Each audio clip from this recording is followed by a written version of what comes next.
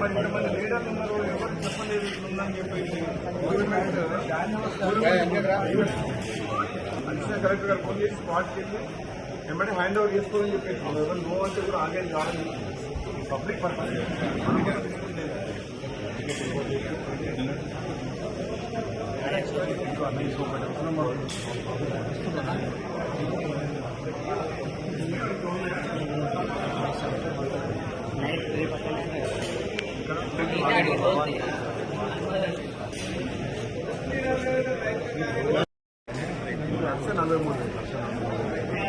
Balance అంటే మనం 10 days చేయాలి. జూన్ 1 వర్షాలు పడినప్పుడు జూన్ 5 కల్లా వర్షాలు పడతాయి. జూన్ 5 కల్లా ఎన్ని ఉంటాయి మనకి 25 కూడా వినకుంటే కూడా జబర్దస్త్ కూడా తెచ్చుకోవచ్చు. మనం ఇట్లా emergency situation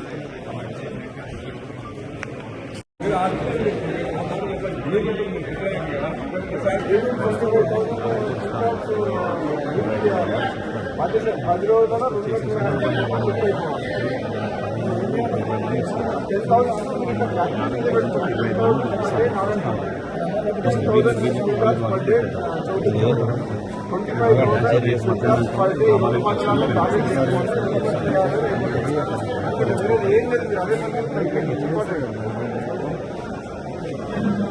vehicles and space అంతే. ఇప్పుడు మనం 15 days వెయిట్ చేసాం. మీరు మాట్లాడి తీసుకురండి.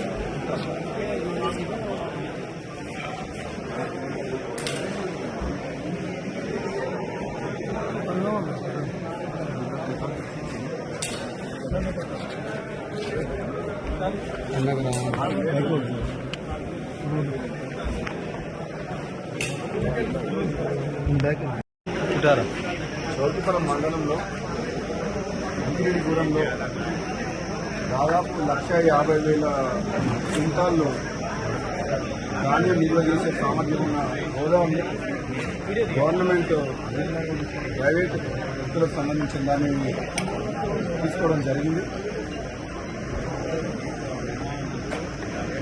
ఈ రోజు నుంచి ఇంకా ఉద్యోగం చేసి వచ్చే 10 రోజుల్లో మొత్తం ధాన్యం సేకరణ కంప్లీట్ చేయాలని చెప్పేసి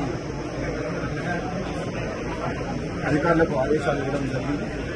గత 15 రోజులుగా నేను కంటిన్యూస్గా కలెక్టర్ గారితో, పౌర సరఫరాల కమిషనర్ మన స్టీఫెన్ రవీంద్ర గారితో, అడిషనల్ కలెక్టర్ గారితో, డిప్యూటీ డిఎం గారితో నేను రెగ్యులర్గా మాట్లాడుతున్నాను.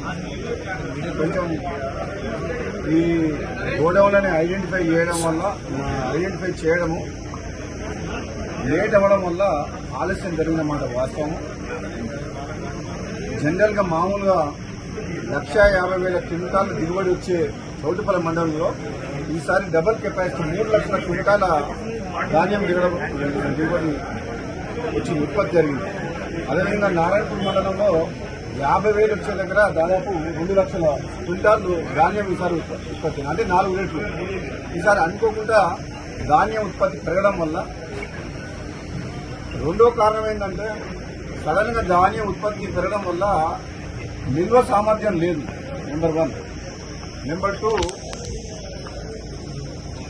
మనకు ఈ వెస్ట్ బెంగాల్ ఎలక్షన్ కావడం వల్ల హమారీల కొరత ఆ 15 రోజులు ఎలక్షన్ టైంలో మనకు ఎఫెక్ట్ అయింది.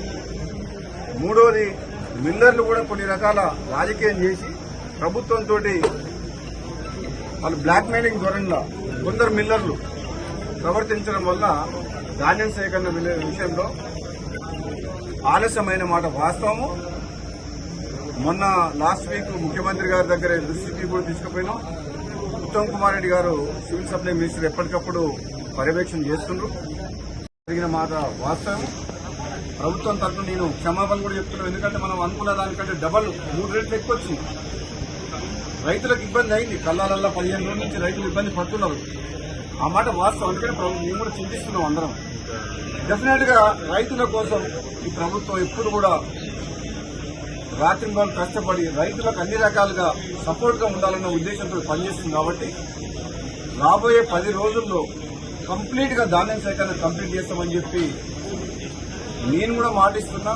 ప్రత్యక్షంగా నేను కూడా ఈ గోడౌన్ హ్యాండ్ ఓవర్ చేసుకుంటానికి అధికారులతో మాట్లాడి గోడౌన్ ఓనర్ ఒప్పుకోకున్నా సరే బలవంతంగా నోటీస్ ఇచ్చి తీసుకోవడం జరిగింది. ఇంకొక 1,00,000 టన్నులకు తిరుమలగిరి సూర్యాపేట మండలం అక్కడ ఒకటి ఉన్నది, అది కూడా తీసుకోమని చెప్పిన ఇప్పుడు అడిషనల్ కలెక్టర్ గారితో మాట్లాడినా.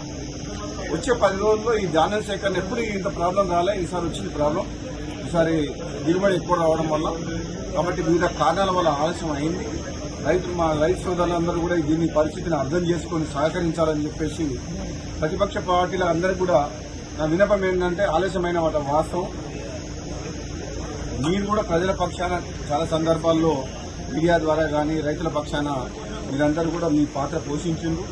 ప్రభుత్వం కూడా అన్ని రకాలుగా మీరు చేసిన పోరాటాన్ని కావచ్చు, మీ ప్రజల పక్షాన మాట్లాడడం కానీ రైతుల పక్షాన దాన్ని పాజిటివ్గానే తీసుకుంటే నెగిటివ్ యాంగిల్లో రాజకీయ కోణంలో రాజకీయం చేయదలుచుకోలేదు. ఎందుకంటే ఇది రైతుల సమస్య. రైతులను కాపాడుకొని వాళ్లకు అండగా ఉండాల్సిన ప్రభుత్వం, ప్రతిపక్షాలు అన్ని పక్షాలు అన్ని పార్టీల వారు సహకరిస్తే నెక్స్ట్ 10 days లో కంప్లీట్ చేస్తామని చెప్పి నేను మీడియా ద్వారా రైతులకు ప్రజలందరికీ కూడా తెలియజేస్తున్నాను. Thank you.